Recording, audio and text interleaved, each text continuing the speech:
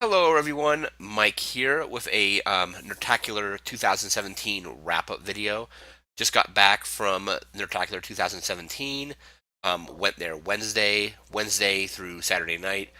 Left this morning, and collected all my thoughts, and basically, I'm going to basically be going through what I did at Nerdtacular, things like that. So, first thing I have is. This is the very first time I've ever had the TSA have to go through one of my bags. I brought some Star Wars Destiny stuff, just the Zen bins that you saw in the one video. For some reason, when that went through the scanner, I imagine it's just a bunch of cubes all right next to each other and cards. Maybe it looked suspicious, so they asked me what it was. I'm like, oh, it's just a card game. They took it out, did like the little um, chemical wipe on it to make sure there's like no nothing potentially dangerous about it. One of the TSA agents noticed I'm wearing the You No Take Candle Cobalt Blizzard shirt, and we started talking about World of Warcraft for a few minutes, and then he was asking about other board games and card games. So that actually kind of like helped, I guess, diffuse the situation. Um, Not diffuse is a bad word, I guess, right? Anyway, that helped get the situation kind of under control. Talked about games for like a couple more minutes, and then I was cleared to go. Got my flight, flew out to Salt Lake City. There was like an hour maybe delay on my flight. There was a broken air conditioner unit, I think, in what they call, I think it's the aeronautics bay, which is under the plane. That took a little bit of time to fix, but after that got fixed, I flew out to Salt Lake City, and of course, first thing I was greeted by, my friend Todd, Joe, Ryan, a bunch of people I've already met before. We actually I went back to my room, put some stuff away, and then we all went down to General Grits to have lunch. General Grits, if you're in Snowbird, probably some of the more affordable foods, especially the sandwich shop. The sandwich shop has a lot of really good sandwiches, and you can also build your own. And sandwiches generally are going to be like $10. I mean, that's resort prices, but that also beats paying 20 for the breakfast buffet, I think. Depends on what you want to eat, but the sandwiches are very good. We basically just had lunch, talked for a little bit, caught up on what we were doing, like what games we were playing, things like that. Hit the pool, and then myself and a few more nerds went down to the city to a pizza joint. I think it's called Pizza Studio for a meetup. We get in there thinking we're the first people there, right? So we walk in, we put a few tables together, let them know there's probably going to be a big group coming, and nobody's showing up. So we go ahead and order our dinner. Pizza was very good there. So I order halfway through eating our pizza. We get I'm like, are there any other restaurants with the same name? Is this a chain? And then it dawns on us that we're at the wrong location. So we take a drive down the street, get to the right location. Bunch of nerds hanging out, just talking. We were there for probably a few hours, just talking and hanging out.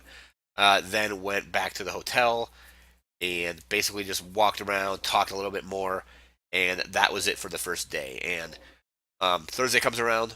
Thursday we do Thursday, hit breakfast, and then we planned a Pokemon Go walk. So there was a raid battle happening. I think there was like half an hour left on it. So we all walked down Thursday morning after breakfast to do this Pokemon raid. I've never done a Pokemon raid in Pokemon Go, and it was a lot of fun. Basically, you get a bunch of people together, and you send in six of your best Pokemon against a massive version of a Pokemon. So I think the thing we were fighting was an Electabuzz. I think it was like 12,000 hit points or something like that. We took it down. After you defeat it, you get the option to try to catch it. So I think I caught it. I already had an Electabuzz, but I ended up catching it. It was like a 1200 level 1200 Electabuzz. That was really cool. After that, we walked around for a little bit more. Let me see what else we did. Oh yeah, so after that, I met up with some of the organizers of the event. I kind of volunteer every year to help them do kind of whatever they need. It's usually just putting all the goodies in the goodie bag, so the posters, the prints, things like that. So we had an assembly line going. We made those bags, got all the bags ready to go. Scott was there signing the stuff that goes in the bags. Talked to him for a little bit. After that, there was a little bit of downtime, so I went to the game room for a little bit, checked out a couple of the games, came back. There was registration and the meet and greet, and so just hanging out. It's awesome just seeing all the new faces, all the people that you've seen at every one of these events, and just talking to them in a very casual setting. And it's um, just awesome. That's one of the things I really love about the event. After that, we hit up Smoke Monster 4. Mitsula put that on. Again, a big thanks to Mitsula for putting that on for the last four Nerdtaculars, 2013, 14, 15, and 17. Um, it was so packed, they actually had to cap people entering patio area. I don't think I've ever seen a Nerdtacular where that's happened. So the first year we did it, we were just sitting on this little amphitheater-like area um, up in the main hotel, like outside of the hotel. Next year that was closed off for remodels, so we moved it. That it got moved down to the Tram Club, which is one of these. It's like a bar, restaurant kind of thing, and we had it there ever since. Last year or the year before, it was pretty busy, but this year it was even busier. Got to hang out with Joey Image, one of my favorite wrestlers. He's awesome. He showed up. He wasn't able to get out to the Smoke Monster right away just because of how busy it was. But it's always awesome hanging out with Joey Image, talking to him about wrestling or whatever. We did that panel 2 years ago with Justin, which was a ton of fun. After that, we walked back up to the hotel. I then jumped back into the game room, played a couple more games. I think I ended up playing Secret Hitler, which was fun, and also Joking Hazard.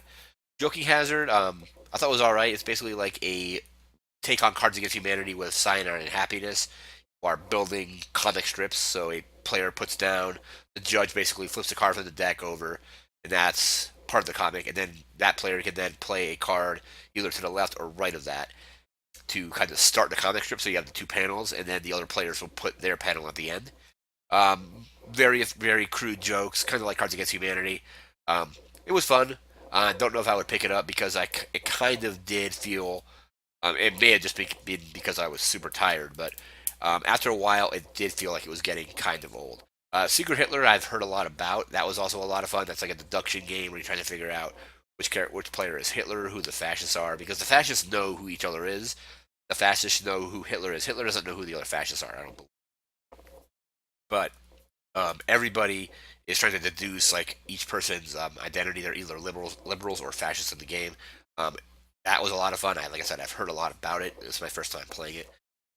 Next day was the actual event itself. Started out with a great panel, and Scott talked about the potential future of. This is the, at least for now, the last one of these events. He talked about doing more stuff, maybe going to different conventions and just hanging out there. So if he does that, I'll try to hit up some of the other conventions that I don't go to. But this is the only convention I really travel for. So if they did a convention, say at Gen Con, I'd maybe try to go to that, or like a meetup, or whatever it may be. After they did a huge producers panel, which was a lot of fun. Had two big groups of producers come up, one at a time, and they basically just talked, answered questions, things like that. After that, let's see what else I did. There was I did more gaming. I played Century Spice Road, which was a lot of fun. I'm definitely going to try to pick that up whenever it comes out. Plays a lot like Splendor, but you're basically um, taking spices and getting them out of the supply, putting them in your caravan, upgrading them, using them to purchase more like or higher quality spices, which then unlock cards that you can buy. So like if a point card costs two red and two green, you pay that, you get that card, you get those points. The game is very fast, so everything you do is like one action. So I can play a card, I then do if I play a card that gives me two yellow squares, I do that. If I do if I play a card, if I take a card out of like the trade row, that's an action. Picking up the cards that you played is an action. So the game is very fast paced. I really like Splendor, and so it plays a lot like that. So that was a lot of fun. That was Friday afternoon. After playing that game, I also checked out Justin Robert Young's new game, Action News. Just looked at the game. It's a lot of fun. Basically, you are a news reporter and or anchor, depending on what you like how the game sets up. There's an anchor every game or every round, and that rotates. Um, Players basically will get handed a news story card, and then you flip that card over, and you need to um, draw cards from a grid in the center of the table to satisfy the requirements on your sources for that story. So you're drawing cards that like maybe you're drawing quotes for a particular like politician or something like that. After you take a card, the anchor will put another one down. That lasts for a minute and a half. You have a minute and a half to draw all the cards needed to assemble your story. After everybody's done that, it goes to the building phase where you're basically just picking the order that you want your cards to be played in. That lasts for a minute, and then it actually goes to the news phase where the anchor will introduce the other reporters, introduce their story, and then the player will basically just read off their story. After that, the anchor picks their favorite one, and they get a scoop token, which is like a point, and also they have different abilities on them. So some of them may, when you are the anchor, you might use one of those abilities to make another reporter have to report on an additional story, or they'll have to say something funny, improv something 3 times during their story. There was one that says the player reading the story has to wink 3 times during the reading of their story. So a lot of fun. It's on Kickstarter right now. It funded in like 3 hours. Um, anyway, but there's probably going to be some awesome stuff coming out for that. So I'll leave a link in the description where we can check that out on Kickstarter. Next up was the Frog Pants All Stars. Always a highlight. Ton of fun. Great trivia, but also just great banter between the teams and the hosts and things like that. So Frog Pants All Stars is always quite a lot of fun. After that, oh yeah, after that we had the Paul and Storm concert. So Paul and Storm were at Nerdtacular 2012. I was talking to them. They said they always kind of wanted to get back and do it again. So they brought them back for this year, possibly the last one of these. They played a great show. I talked to them a little bit, before and after the show. They're great to talk to, and they just put on a very, very fun show. They opened up with a song about Game of Thrones. I think they played that in the 2012 show as well. But I think that year they actually had 2 bands. They had Paul and Storm, and I think John Emilio opened for them, or just like um, was like an earlier act. And they both sung songs about Game of Thrones. One song was about letting George R. Martin take his time in writing the books. Paul and Storm's song was about having him hurry up and complete the books. So it was kind of cool to have that juxtaposition on those songs. Anyway, um, that was in 2012, but this year they opened with that. They did a lot of their classics, I guess you could call them, or just like some of their more well known songs. Paul and Storm concert was really good. After that, I did some more gaming. Um, we played. I played some more Century Spice Road. Played that a couple times throughout the event. After all the gaming, I went to bed. That was like I went to bed probably at like 2 o'clock in the morning. Like each night I was there, even later on Sunday, just because of the party we had in the um, Snowbird break room. So we were allowed to use that area, which is pretty cool. Anyway, Saturday rolls around. They have a signing, so people are getting pictures taken, getting stuff signed.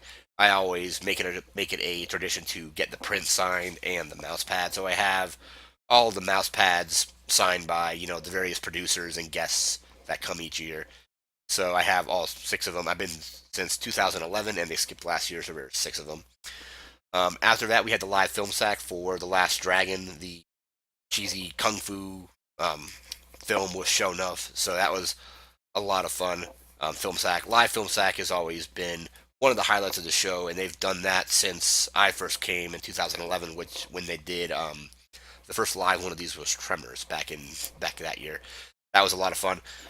After that, there was like a break for lunch. I went down. I think that time I went down to the sandwich shop again, grabbed like a $10 sandwich. Like again, $10, but it's resort prices, so it's actually fairly low for what you're getting. Um, went back to the game room, did a little bit more there as well. Let's see, yeah, more gaming. The Frog Pants All Stars um, finals were that day as well. So awesome questions again. The improv, or not improv, but the dance off category was a lot of fun, where they had a bunch of attendees doing dances from famous music videos like Thriller and like Walk Like an Egyptian, and then the teams would have to guess what song or music video the dance was taken from. So that was quite a blast. After that, there was another small signing where people were just like basically coming in, getting more signatures, things like that. And then all the games came down from the game room. The game room was this smaller room, but the last night they bring all the games into the main ballroom. They set up these huge round tables, and you can just basically game until I think it's like 7 until midnight, or I think midnight is when the ballroom closes up. But played a bunch of games. Century Spice Road, played that again. Played more of Action News, which I backed on Kickstarter. I got, like, again, I'll leave a link in the description. Played a full, like, we had like 5 players playing that at one point. After that, I played some Wits and Wagers, and then got into a game of Codenames Pictures with Randy Jordan, Terpster, Ghostcrawler, and a few others. It was a lot of fun. So Codenames, that was another one I played. I've played the word version, but I haven't actually played the picture version until yesterday.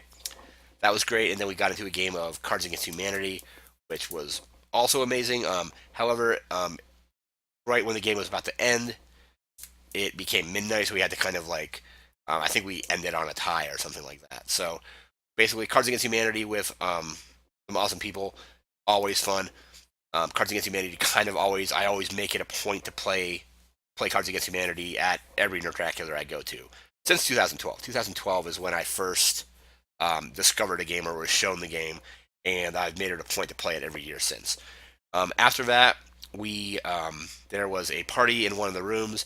Apparently, it got a little too loud, and security, being actually super nice, allowed us to continue the party in their own break room. So they took us down to the employee break room, let us have our party in there. I heard tale of an elevator getting overloaded and a guy almost getting basically rolling out of the way and managing not to get, as somebody explained, getting his leg like sliced probably. So glad some nerds were there to help him get out of the way, and glad nothing nobody was hurt with that. So that's very fortunate. After that, they let us just hang out in their break room, and like I've never seen like a staff be so nice to like a convention, especially one that had, apparently we had 3 noise complaints in that room. I wasn't in the room when those noise complaints came, but I was told that everybody's going to be going. It's like basically they're like, follow this person and go down these elevators. So we do that, and then we are led into the break room where the party is. So I wasn't around when the noise complaint happened, but we really want to thank Snowbird for letting us use your break room for apparently the rest of the evening. I left there around maybe 2 again. So got back in my room around little after 2, got everything packed up, and flew out today. Also, with this being the last one of these, I spoke to probably 2 or 3 Snowbird employees that were, you know, sad about the fact that this is probably the last one of these. So we're all a little sad about it, but the Snowbird staff was sad as well, and they've really always like I think they really like what we bring. It's definitely, you see there's all these other conferences that this hotel puts on. I think there was like a can't speak, a statistical analysis convention one year. There was an insurance convention going on this year, so I'm sure they see a lot of the same kind of like not conventions, but business conferences and things like this. And then this is Nerdtacular for them. It's just something completely new, where it's just not normal. It's basically not I don't want to say boring, but it's not the boring. I guess I had to say boring kind of stuff that they see normally, where it's like like business meetings, insurance conventions, and things like that. That being said, there was one Snowbird employee that came up to me. I think he was in the catering department. Couldn't really tell, but he was just actually nerding out with all of us because he took out his phone and was showing us this huge Imperial Legion he had built from Star Wars Lego, and it was like stormtroopers, snow troopers, TIE pilots, Imperial officers, like tons and tons of these Lego figures.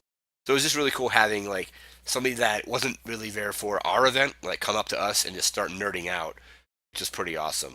One other guy came up to me, and I was wearing a Diamond Club shirt, so it's got the shirt, the symbol like that, Diamond Club. He came up to me, and I didn't know what he was talking about at first. He's like, Is that a greater than or less than sign?" And I had to kind of explain, like slightly explain. I'm like, "No, it's from Night Attack. It's Diamond Club. It's from a podcast." And then he's like, "I'm just joking. I know what it is. I love that show." And then he was explaining to me like how it was also sad that this was the last one of these. So it's just cool seeing even the employees of the venue kind of like getting in on some of the fun that we were having. That being said, I just want to thank everybody for making this Nerdtacular really fun. Um, Time goes by way too quickly at these, so I got it on a Wednesday. It feels like I just left, but basically I was there for 4 nights. Time always just seems to go by too fast. You never really get to see everybody that you want to see. Um, so hopefully we'll do something in the future. I'm not sure what it's going to be, but or what they're going to actually do. But remember, we'll always see each other online on Twitter, Facebook, Tadpool, Diamond Club, wherever you hang out. I guess we'll always have us ourselves in like this digital space, and then hopefully we'll there'll be another convention at some point. But I just want to thank everybody for making Nerdtacular 2017 awesome. I want you to take care, have a good one, and we'll see you next time.